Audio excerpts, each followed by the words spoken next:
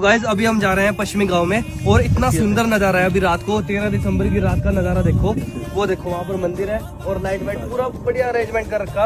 और अभी जो चालदा मासू महाराज जी हैं वो द्रविल में पहुंच चुके हैं।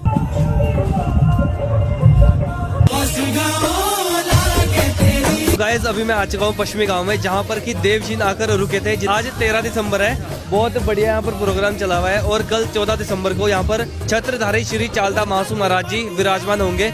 इतना सुंदर मंदिर बना रखा है ना, और जो देव चिन्ह है वो भी यहीं पर है, वो सब कुछ मैं आपको दिखाऊंगा।